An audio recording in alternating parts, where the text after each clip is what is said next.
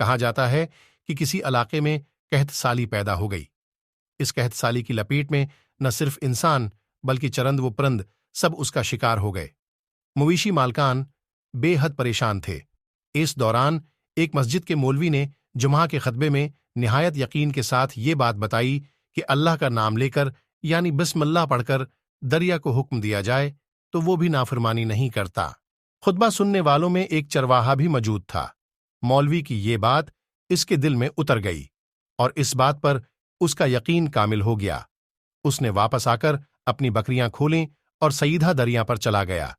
اونچی آواز سے بسم اللہ الرحمن الرحیم پڑھا اور دریا کو کہا وہ اپنی بکریاں چروانے کے لیے دوسرے پار جانا چاہتا ہے، اور اسے کہا کہ مجھے اپنے اوپر سے گزرنے۔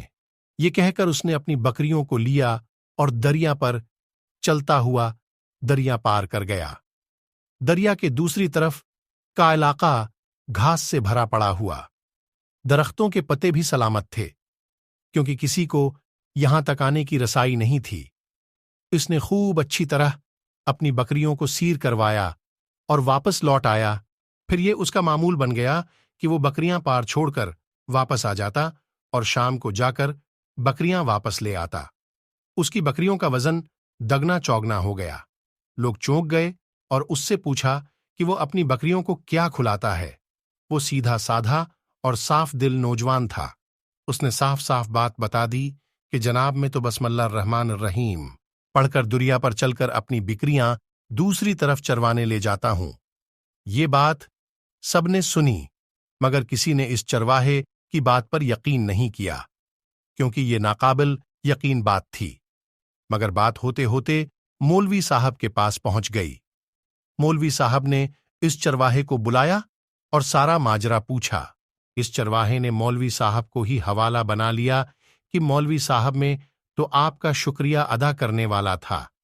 آپ نے جمعہ کے خطبے میں جو نسخہ بتایا تھا کہ بسم اللہ کہہ کر دریا کو بھی حکم دو تو وہ بھی انکار نہیں کرتا، تو میں تو بس آپ کے نسخے پر ہی عمل کر رہا ہوں۔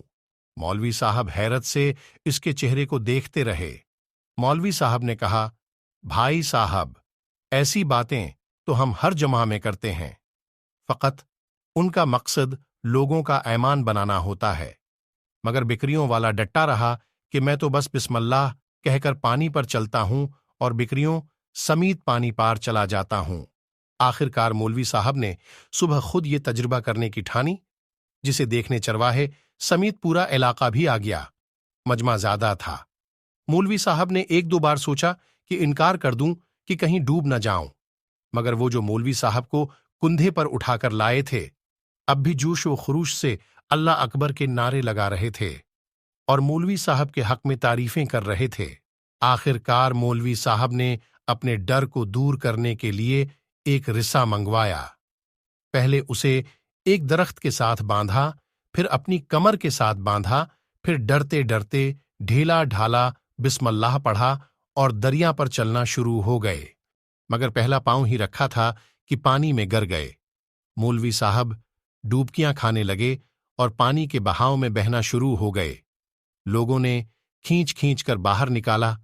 مولوی صاحب کی اس حرکت نے چرواہے کو پریشان کر دیا کہ مولوی صاحب کی بسم اللہ کو یہ کیا ہو گیا ہے، کیونکہ اس کا یہ روز کا معمول تھا۔ اس کے اپنے یقین میں کوئی فرق نہ آیا۔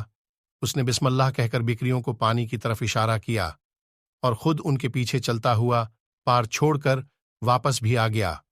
لوگ اسے ولی اللہ سمجھ رہے تھے اور اس کے حق میں نعرے لگا رہے تھے، مگر وہ سب سے بے نیاز سیدھا سادہ انسان تھا۔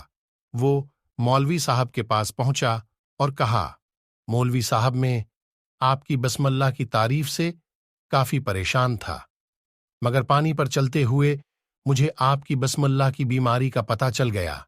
اس چرواہے نے درخت سے بندھی رسی کی طرف اشارہ کیا اور کہا، مولوی صاحب یہ ہے آپ کی بسم اللہ کی بیماری، آپ کی بسم اللہ کی برکت کو یہ رسا کھا گیا۔ آپ کو اللہ اور بسم اللہ سے زیادہ اس رسے پر بھروسہ تھا، لہذا اللہ نے بھی آپ کو رسی کے حوالے کر دیا۔